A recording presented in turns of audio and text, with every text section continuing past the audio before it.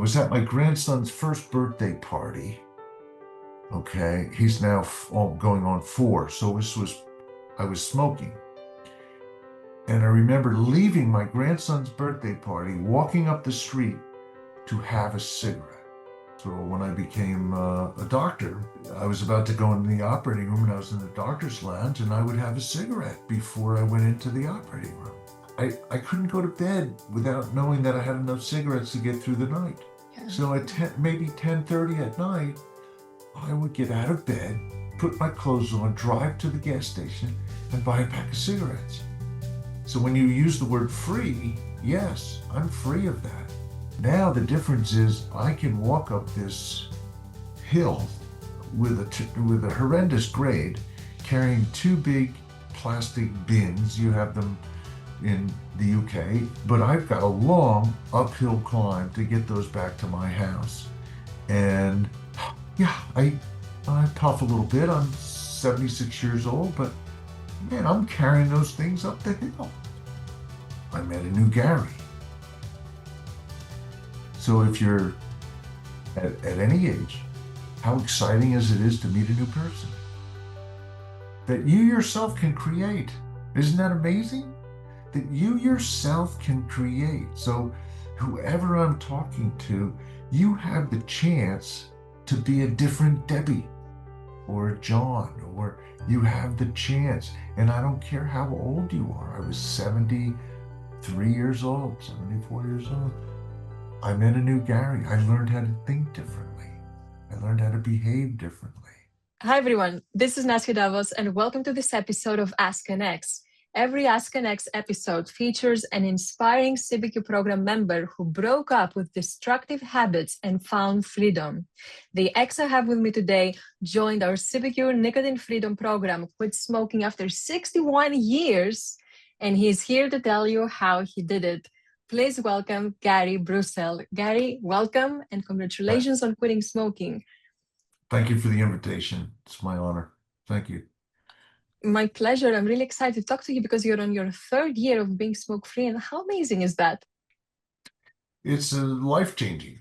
It's life-changing in many, many ways. I'm able to do things that would have normally been difficult, and um, I look now at smoking as something that was controlling me, and now I'm in control. So it's very good. Yeah. Feeling in control is one of the most empowering, liberating feelings, especially after 61 years of smoking. This is a lifetime, yet you made an incredible change. Yes. Yeah. And I grew up, my age, of course, I grew up as a boy with watching everybody smoke. My parents would send me to the corner store all the time and to buy cigarettes. My dad Mhm. smoked 2.5 or 3 packs a day. My mother smoked a couple packs a day. I was the conduit to go get them the cigarettes. And then when I was 13, I said, "Oh, I want to be like my dad in every way." So I smoked. I started smoking at 13. Yeah, it's so young. Yeah. But that was on in our previous conversing, just like the weight situation. You don't see anybody smoking on TV. It's rare that you see a smoker in a movie or TV, but occasionally you see a movie. But you definitely see obesity. So in my childhood, I saw everybody smoking. Dean Yeah. Martin, Sammy Davis Jr. They were on stage with cigarettes. It was a prop. Johnny Carson had an ashtray on the desk. Um, it, it's it was de rigueur. It was life. You smoked. Yeah, it was everywhere, advertised everywhere. It was allowed in hospitals, in trains, planes. It was part of people's reality. I literally, when you mention hospital, when I became a doctor, uh, I was about to go into the operating room and I was in the doctor's lounge and I would have a cigarette before I went into the operating room. Mm. Crazy. Yeah. Yeah. But Yeah. it was normal, it was accepted. And um, and after a while you thought, and this is where the CBQ comes in, after a while you thought that you might not be able to successfully do the operation if you didn't have the cigarette first. Okay? And that's the magic of nausea because um, you can do a successful operation without a cigarette. But that's what smoking does to us, right? It makes our success and peace and how we function, it becomes conditional to that brainless piece Right, of stick with zero IQ. That's what right. addiction does. So a couple of other examples of that Yeah. in real life. This is not one of my examples, but it's the one that you used in your courses, is that um, when you have your morning coffee and you have your cigarette with your morning coffee, the in your mind you say, I can't have my coffee without my cigarette. It's just not normal. Okay. And one of your requests of your students was have your coffee and wait an hour and then have your cigarette. And you'll learn that you don't need to have your cigarette with your coffee. The coffee will be just fine. So credit to however your skills and forgive me, your charm uh, addressed me in particular. I remember everything you told me, and I took your course over 3 years, oh, well, 2.5 years ago. Wow. I didn't review my notes. I took copious notes, but I didn't review any notes. I didn't do anything. I'm just sitting here at my desk talking to you, but I remember all those things. And I'll give you one more example, which is a little bit more graphic and maybe disgusting to some, but I was convinced because I was a very limited smoker, but I was convinced that if I smoked in the bathroom, nobody would find out. And even worse, if I didn't smoke in the bathroom, I wouldn't be able to carry out my normal body functions. Yeah. So I would go to the water closet or toilet, and I was convinced that I would not be able to do whatever I was in there for Yeah. without a cigarette in my hand. And I conveyed that to my son, and he said, "Dad, just give it a try. You'll see." And so he was, I kept him informed. And son of a gun, you don't need a cigarette to go to It the bathroom. worked. Yeah, Yes. And you're not alone in having that belief. But especially some people after quitting smoking, they get so stressed about the possibility of not being able to go to the bathroom that they cannot go to the bathroom. But the yeah, truth is, we are able to, as humans, to do all our functions without a cigarette. right. Thank you for sharing these examples. And you started smoking when you were 13 years old, and it became a big part of your life, your professional life, your personal life. It became part of everything. What was the moment that you first decided that maybe I should be trying to quit smoking? Many doctors asked me over the years to stop smoking. Mm. Um, I had a cardiologist probably 25 or 30 years ago who said he read a study somewhere, and this was probably the worst thing I could have heard from a doctor, but he read a Harvard study somewhere that says if you smoked less than 10 cigarettes a day, there was no cardiovascular effects. Mm. He said that to me, and I said, "Oh, I just got a free card. I can smoke less than 10 cigarettes a day." And I continued on.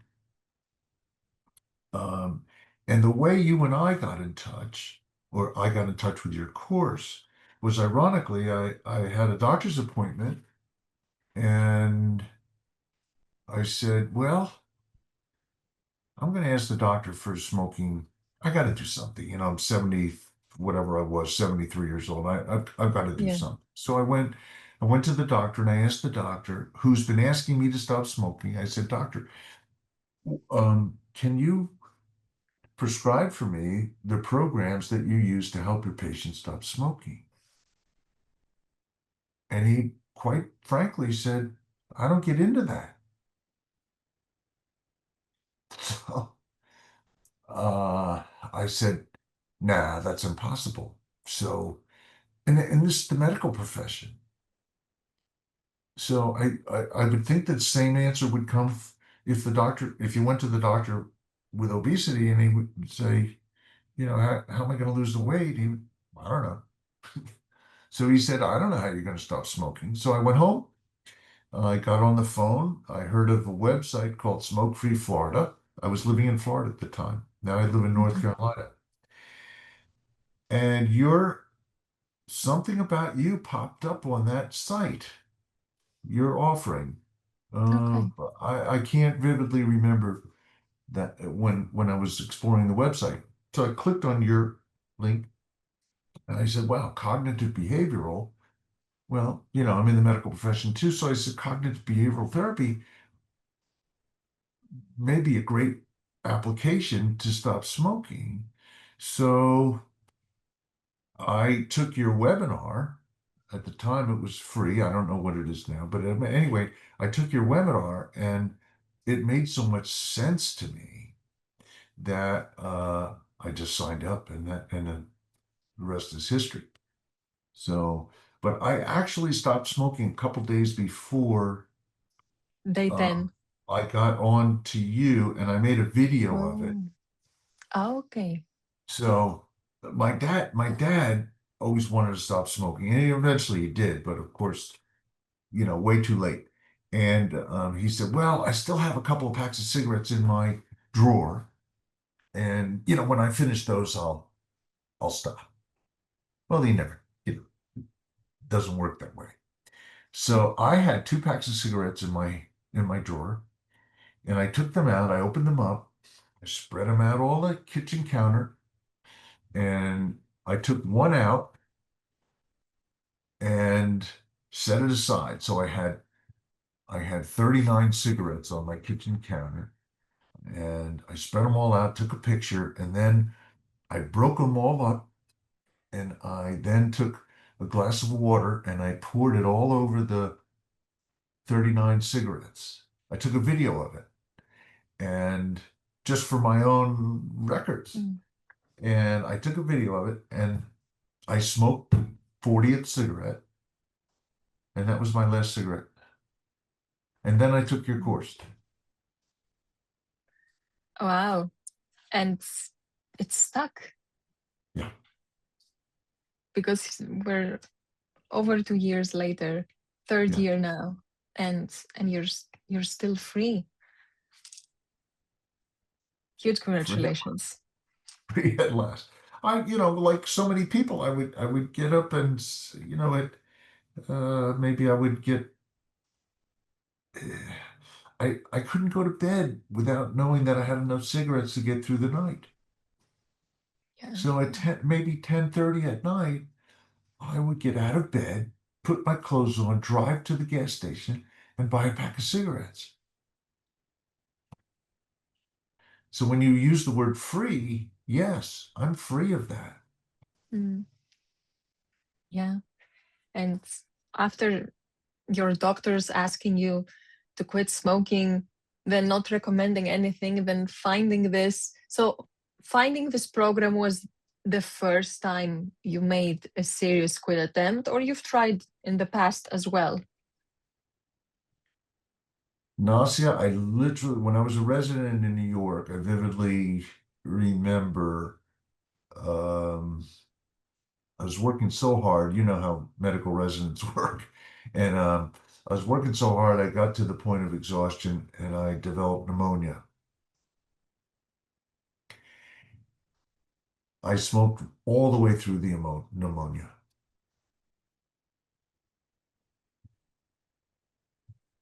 Crazy. Yeah. So you So were in answer to really your addicted. question, Mm, yeah, in answer to your question, no, I probably never really in earnest stop, tried to stop smoking.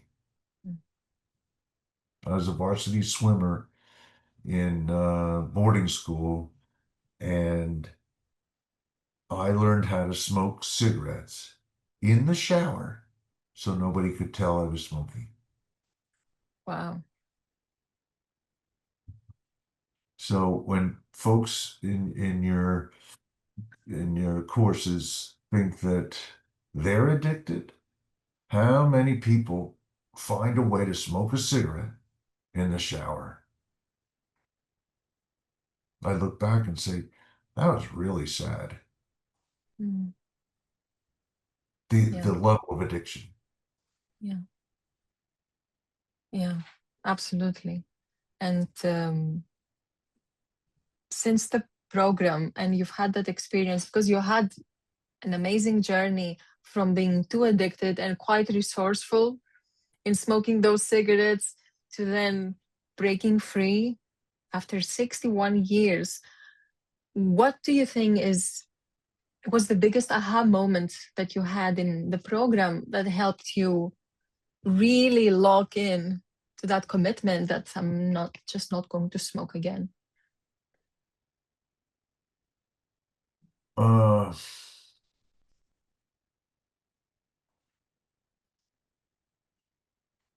your teachings. Let me give you this context of when I got into your course. The context was that I was housebound because a week earlier I had had rather major back surgery. And I was home and I decided that this is it. And I found your course, and that was my project. That was my project to learn. And so I would get up in the morning, I would wake up in the morning, I would get out of bed and clean up, and I'd go into my sitting chair, a reading chair, and I would take your classes in the morning every day. And I had the rest of the day to think about it and process it. And it just, I don't know, it just worked marvelously. Yeah. Because And it you made it makes a priority. Yeah. Because it makes sense. Because what your cognitive behavioral methods are is that they delve into one's thinking to help them realize the difference between rational and irrational thinking. So if you can if you can just take a moment um, when you're about to do something, like pick up a cigarette, uh, and just take a moment and say, do I really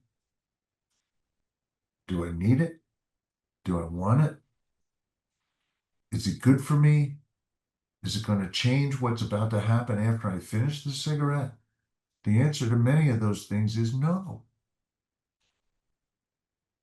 But we're so conditioned to say yes, not only to a cigarette, but an ice cream sundae and and all of that. So, Yeah, I agree with you 100%. You said it really well. We are conditioned. We have conditioned ourselves to say yes, yes, yes.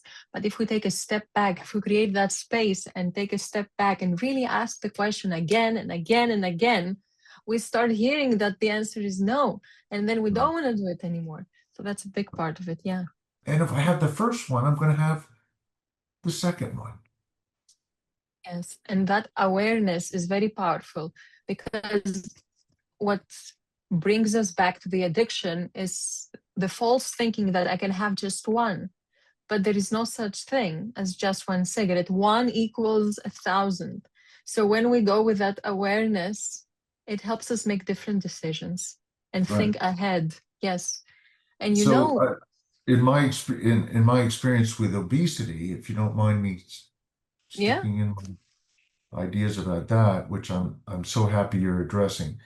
Um, I used to say to the mother of my son, who became obese because of what she bought in the store and what she fed him, I used to say to her, if you don't buy it, you can't eat it. So if you don't buy that pack of cigarettes,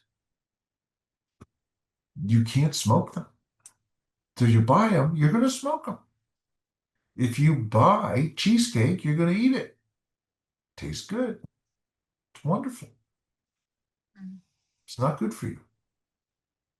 Yeah, I agree. Putting some friction is good and making better choices. So those are Um, choices in the restaurants, in the grocery store, in the farmer's market. When you go and I live up in the country now, so we go to farmers markets and see what's available out there. And it's sugar, it's sugar, it's sugar. I went to one stand who had apple cider donuts, and I used to eat them like crazy when I was a kid.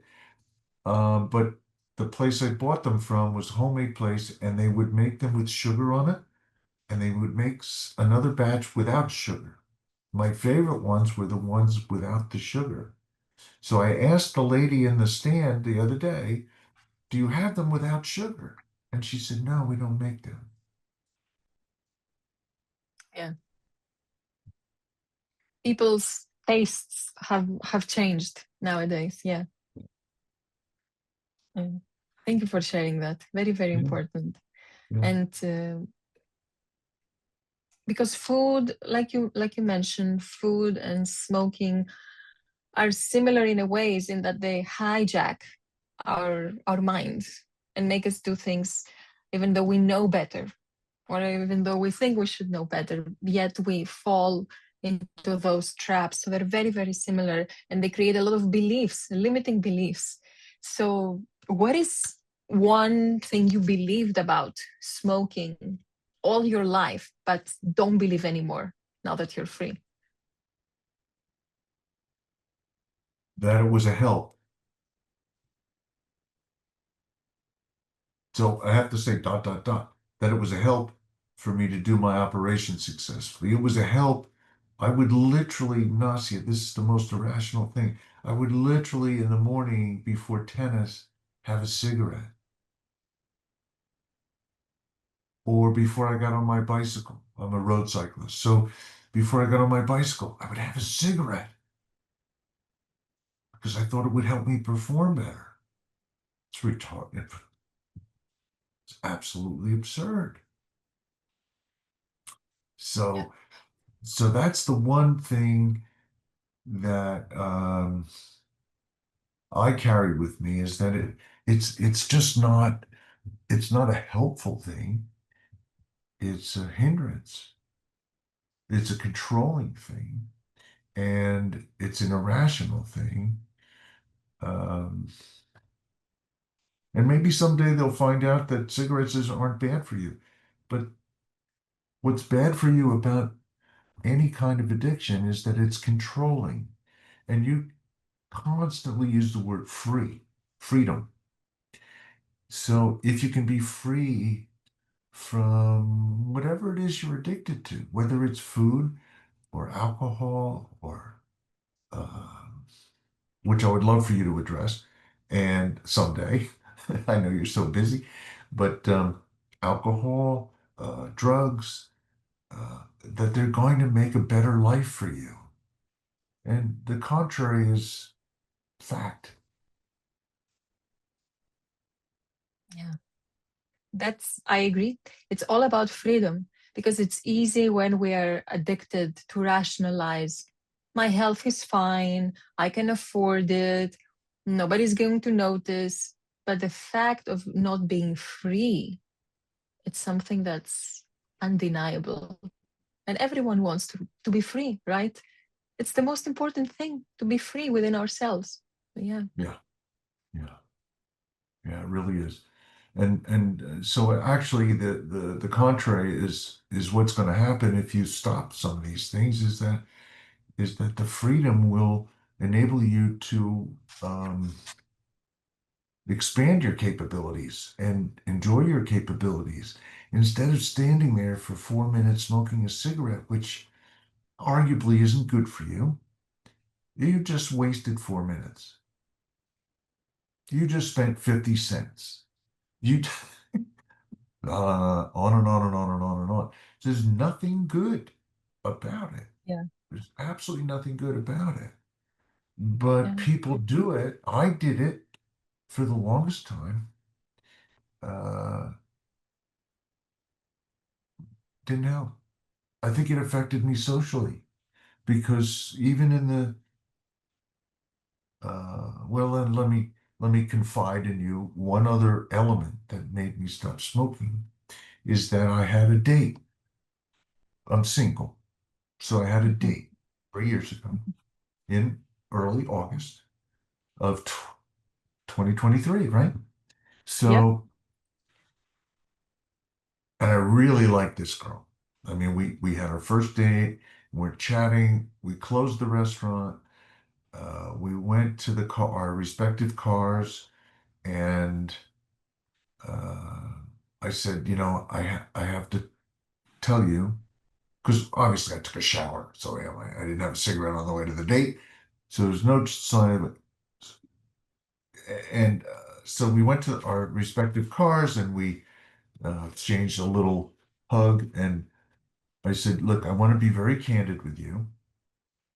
Uh, and this emanated from a lie on my profile, which said I'm a non-smoker. Okay. If I had put that I'm a smoker, she would never have accepted a date from me. But I said, out of respect for you, I smoke. I smoke lightly. I don't smoke around people. I made all these grandiose rationalizations. And she said, I can't do that. I can't be with you. And I said, well, I'll stop. I'll stop. I'll stop. And she said, well, I've heard that a million times. And I said, no, I'm serious. I'm going to stop. And I did. That was that was after all the dates that probably I that that were unsuccessful for one reason or another. Many of them were unsuccessful because I divulged during the date that I smoked. Um, I really liked this girl, and it broke my heart even after one day that I would not see her again. And I said, this has got to end. This is just ruining my life. But it probably ruined many opportunities I had in life throughout my single life.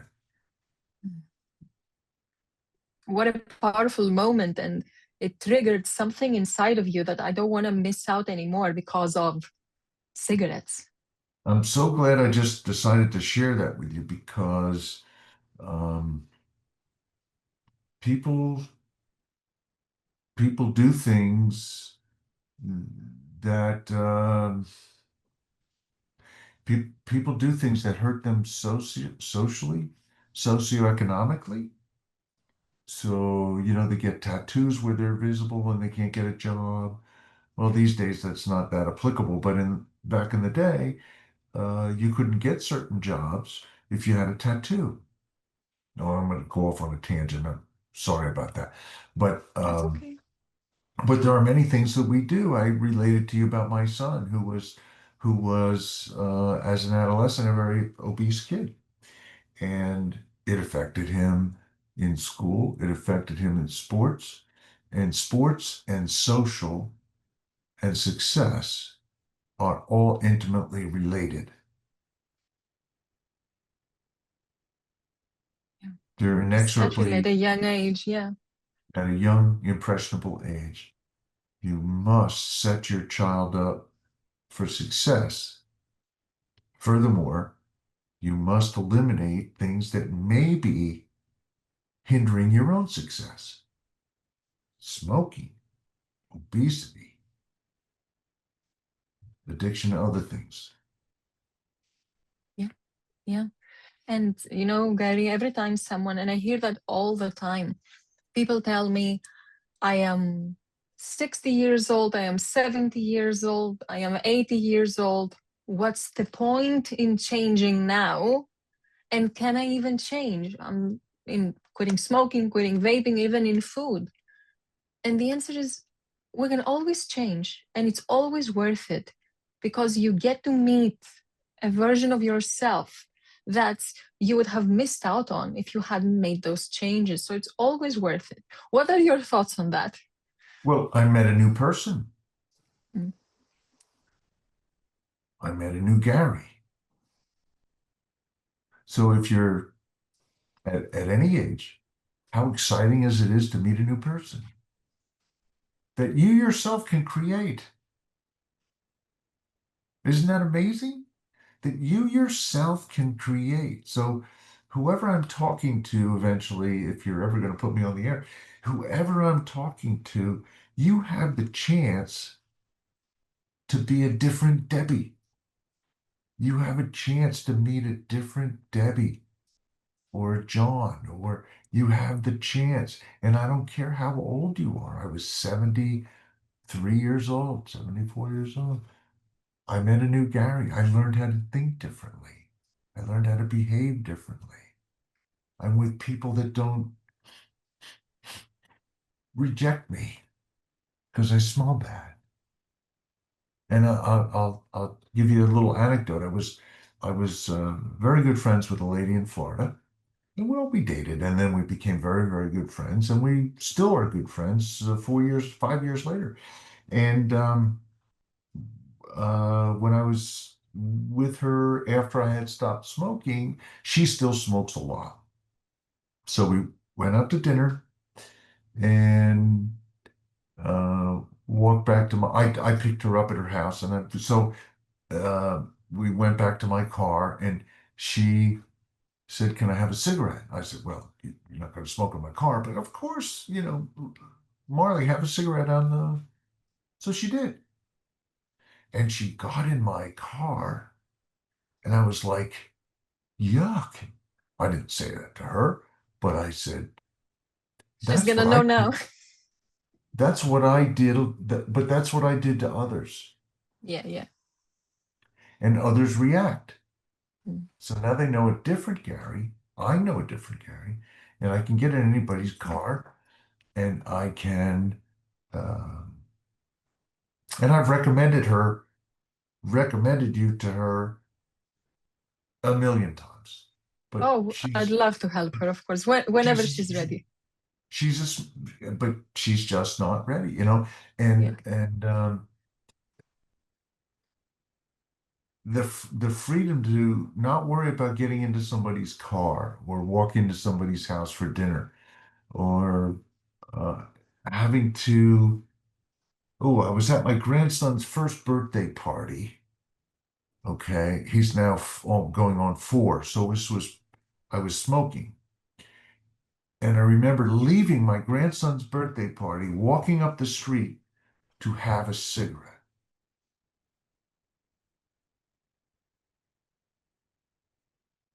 Yeah. How yucky. First of all, to go have the cigarette, but the yucky part was I left my grandson's birthday party to have a cigarette. No, that's not freedom. Yeah. Yeah.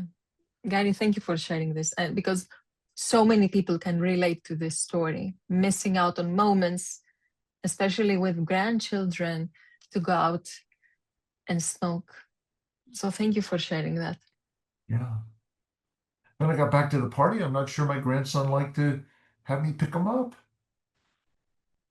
Grandpa, you smell bad. Well, he was pre-verbal, but maybe that's what he thought. Yeah. Yeah. But now that you had that freedom, what do you, because I know you've shared here and there, but what would you say is the biggest physical and or mental benefit of quitting smoking for you? Physical. Physical and mental. I live in North Carolina. My house is up on elevated up on a hill, and my driveway is a killer driveway. I mean, it just so I have to take my bins down to the street for the garbage people to collect them, to empty them. And uh, I can do that. I don't get out of breath. I walk all the way. I make sure that I go nonstop.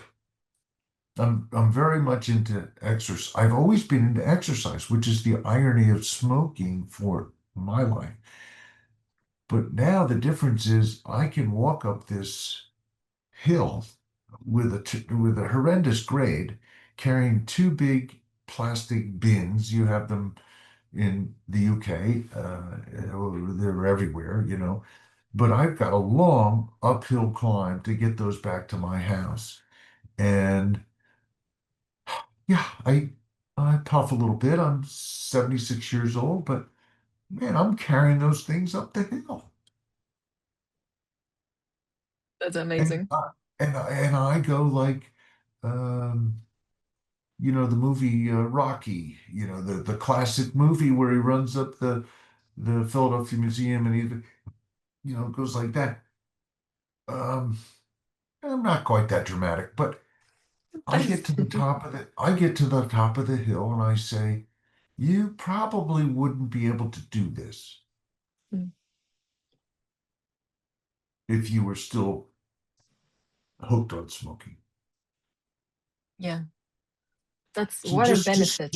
just little things like that. And I have a Peloton. So, the bicycle, Yeah. and I have a Peloton. And I love doing the classes. I do the very competitive classes.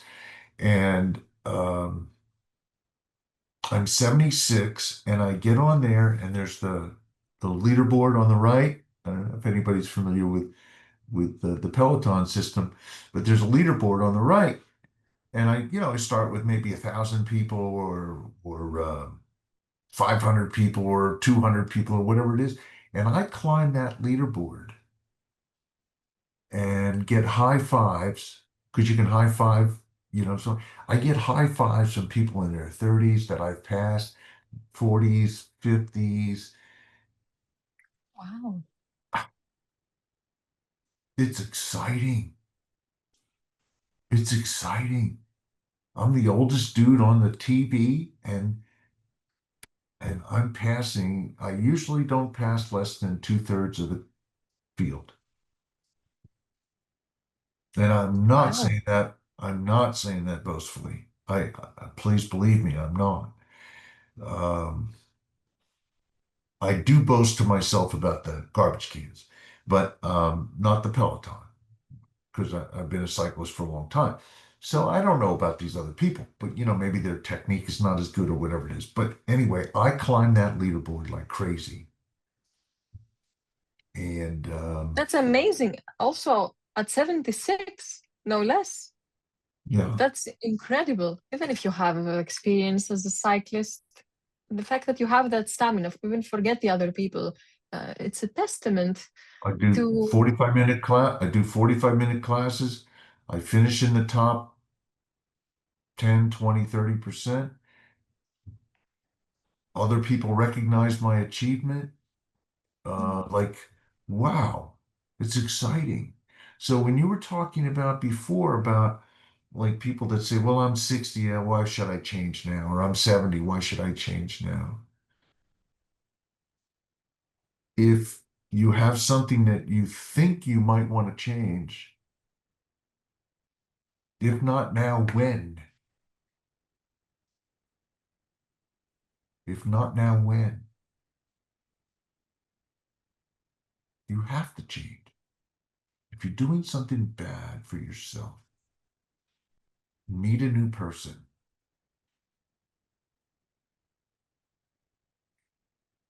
perfectly said. Perfectly said. Perfectly said. And Gary, what advice would you have to someone who is just struggling? apart from do it, if not now, when? And to meet a new version of yourself, meet a new person, what advice would you have for someone who feels stuck for whatever reason, is struggling, has guilt, feels it's too late? They want to do it, but they feel stuck.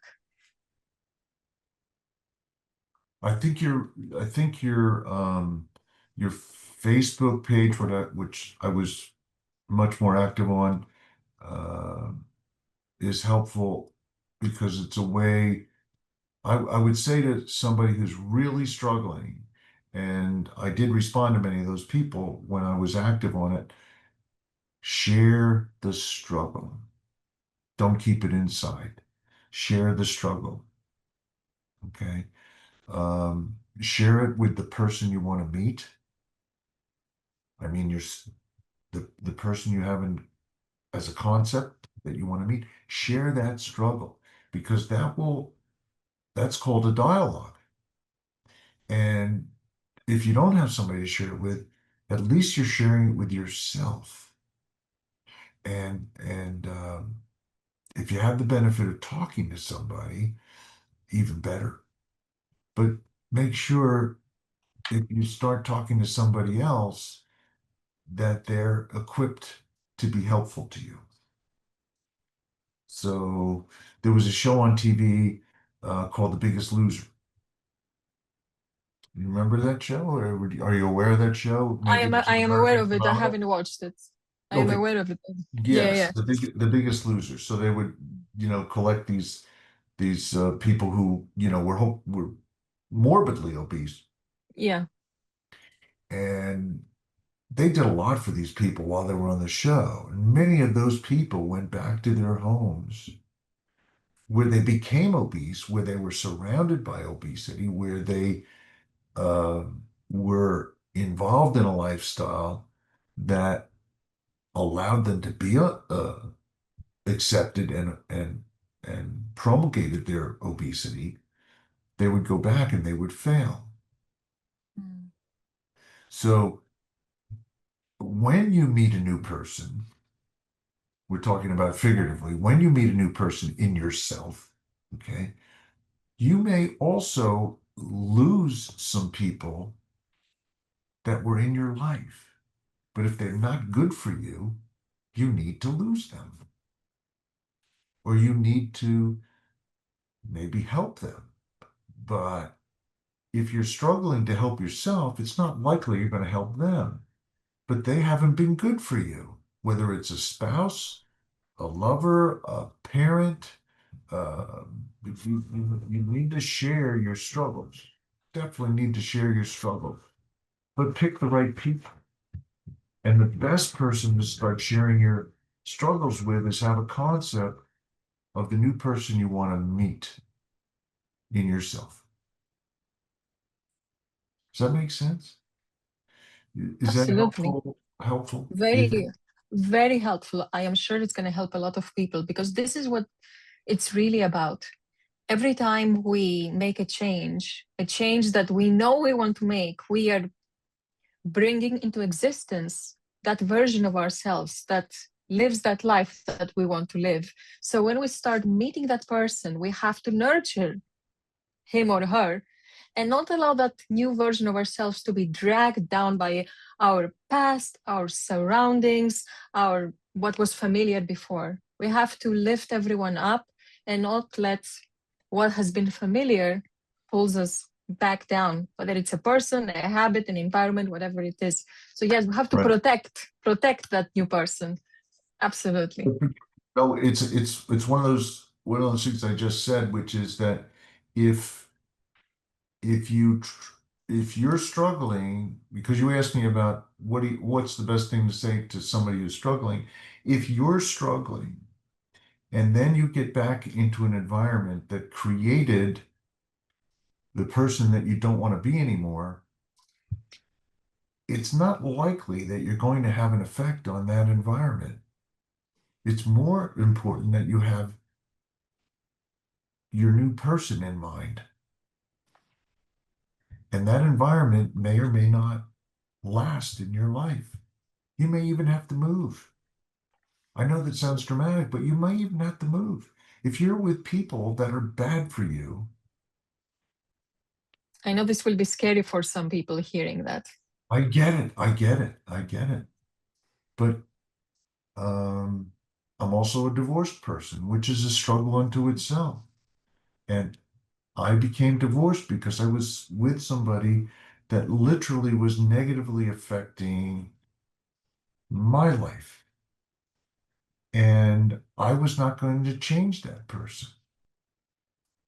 I don't think anybody really can change anybody else, but you can change yourself.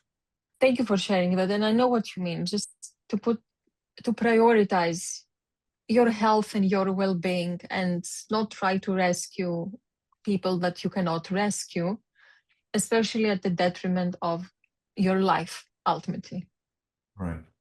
Sure, be an inspiring example, lead by example, which I think is the most important thing, but we Right. cannot make people do things. Right. So yeah. So when Gary, my son was little and he was taking karate lessons, yeah, uh, this was a long, long time ago. That was one of the lessons.